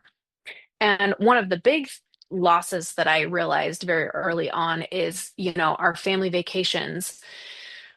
We had a we had planned to go to Hawaii and we were going to be there for 3 months. And I was like so beyond excited. And I tried to call the place and I was like, how am I going to go to Hawaii with 4 kids under the age of 10 by myself? It's like, I don't know what to do. And they wouldn't refund us. Like, they're like, well, I can refund you for 2 months, but not for all three. So it's like, you still have this place for a month. And I was like, well, I have a place in Hawaii and like it's paid for. So should I go? Should I stay? And I ultimately decided to go, but it was so hard to be in Hawaii without my husband, with my 4 little kids by myself. And I just kind of like almost like moped around like every day. I just woke up and I didn't want to be there. And I'm like, man, I'm in Hawaii, but like I have these 4 little kids. This is so hard. And I'm in paradise and I'm miserable. And instead of making new memories and like enjoying life, I'm just like really sad that I don't have any help and I don't know what to do. And I just realized like family vacations are never going to be the same. And these should be the times when we're celebrating life. And one of the things that was given to me as an opportunity is as I was managing my husband's business, it was still very successful for a few years after he died. And then it became something that didn't produce money the way we needed it anymore and actually became something that took money to run and, very stressful. And so I had to figure out how am I going to support my family because, I was very blessed that we had a successful business, that we saved some money, and it's given me some time to kind of figure this out. And one of the reasons that brought my husband and I together, and one of the reasons we connected, is because we were both really interested in real estate. And so I've kind of gotten back into real estate and I started Airbnb out my basement just for some extra income type thing. And I ended up buying another home and Airbnb it out. And it kind of became this like, I'm really good at this. I'm really good at like creating beautiful spaces. And it's super fulfilling to me. And I create these spaces where when I walk into the home, it feels like what I would want when I'm home, not just a vacation. And, as I've kind of built that business, what I realized is one of the things that is so difficult, especially for moms, and I mean, really dads, if you've lost a parent and your spouse and you have little kids, like how do you vacation? Like it's just something you don't do. And it's like, wow, that's another big loss. What if I could provide an all expenses paid vacation, 5 to 7 days for somebody that has lost a parent? Their activities are planned, their groceries are paid for, the mom gets a massage, just these things It that's like, makes it wow, easier. if Yeah. somebody would have done that for me, what a difference it would have made for me to be able to disconnect from the grief and trying to figure out survival mode in my everyday life and just like pick me up and pluck me out of that life and just put me into a brand new place, a brand new scenario, different place, and be able to just like have fun and focus on my kids and not feel so sad all the time. Like, wow, what if I could give that to somebody else and help them through their grieving process? And so it just really connected to me or with me through my experience that I would love to make this what I want to give to moms because had I been given that, it would have changed my whole perspective in I can do this. I can make new memories. I can enjoy my life still. And it doesn't change the experience. It doesn't take away the grief, but what it does is it allows new neural pathways to be created in like, I can live this life that I didn't plan on living without this person I loved, and I can still find joy. And so creating new memories and taking that next step forward in a joyful way where you're really taken care of. I think And it's a so, beautiful yeah. mission. Yeah, what an amazing thing to put together to help to provide those memories, but also like to provide for permission for people to just Mhm. live, right? I mean, Yeah. ultimately, I think in these situations when you are in the midst of grief, when you are probably emotionally hijacked 99% of the time, just having someone give you permission to say, it's Hmm. okay. We've got this. Don't worry about it. It's okay Yep. however you feel. It's okay to feel overwhelmed. It's okay to feel sad. It's okay to feel the grief. We've got this. Let us help you to find some moments of joy along the way. I think what a Yes. beautiful mission. Yes. And Well, on Jan- that, I've got So I wanted to start it where I could just provide my own Airbnbs to these families, but people have been so generous in donating their own spaces. So we have all sorts of places that can be a place, but what we're looking for is families that can be nominated who have lost someone. I would love to know who needs this. And the foundation is called Healing Hearts Getaways. And so, as I said, I'm just getting it off the ground, but it's something that I've built this foundation from my own grief, and also trying to find a way to support my family. It's like, how can I give back? Um, and so, yeah, it's just been such an amazing process of exploration for me, and going back and using this pain that I felt to alleviate pain that I connect with because I felt it. And how do people get in touch with you to learn more? Let's say that there are people listening to the podcast that want to help and donate, or let's say that they people are listening to the podcast and they say, "Hey, I want to nominate someone." Mhm. What's the best way for them to connect with you? Yeah, just the website. It's healingheartsgetaways.com. Okay. Well, And Janae then Thompson, I'll provide you with some links. yeah, we'll put all the links in the show notes. Thank you so much for this amazing conversation today. Mhm. What a beautiful conversation. You certainly have a wealth of wisdom and intuition, as I mentioned the other day when we were talking. I think that's the thing that really stood out about your story is how you've continued to make intuitive choices that are also based in logic in life that are Mhm. continuing to move you in the direction that you want to go. So thank you for sharing that with our listeners today. Yeah. Any parting thoughts that you want to share with our listeners? Hmm. Well, I would leave you with this is that So the thing that you're thinking of right now that you're like, yeah, I do know that. That's the thing to act on. Because when I say that, like when I'm using that phrase, what comes up. And the first thing that comes up, it might be something you 100% know, you're trying to avoid. It is something that you don't want to admit to. Whatever that thing that comes up when I say, that's the thing that I would challenge your listeners to embrace and act on. Great advice. There's more conversations to be had here, and I would love to have you back on to chat more in the future. So Of we'll have course, to anytime. talk about that. All Well, right. Well, thank you, Janae, Steve. yeah, thank you. Hey guys, I want to thank you for listening. Hey, do me a favor, will you? It'll take you less than 30 seconds to click on your Apple or Spotify account where you're listening to this podcast on and give us up to a 5-star rating. If you found value in this episode, please share it with a friend. We tend to grow faster when our episodes are shared from one friend to another or one colleague to another. And so I would be eternally grateful if you would do this for us. And if you're subscribing to us, or if you're not subscribed to us on YouTube but are watching it, please subscribe and turn on the notifications so that you can continue to get notified for all of our upcoming episodes and videos. Thanks for joining me for this episode of The Evolved Man. If you're learning from and gaining value from this podcast, please subscribe to the Evolved Man newsletter, where I can support you even more in your evolution. I want to help you reverse engineer your success. The Evolved Man newsletter is like getting a free coaching session with me every week to keep you moving forward on your path to personal success. Go to theevolvedmanpodcast.com to sign up today. If you found value in this episode, you can give us up to a 5-star rating on Apple and Spotify and share it with your network. That's the best way to support the podcast so we can continue to get on great guests and provide you this amazing free content. Until next time, keep evolving.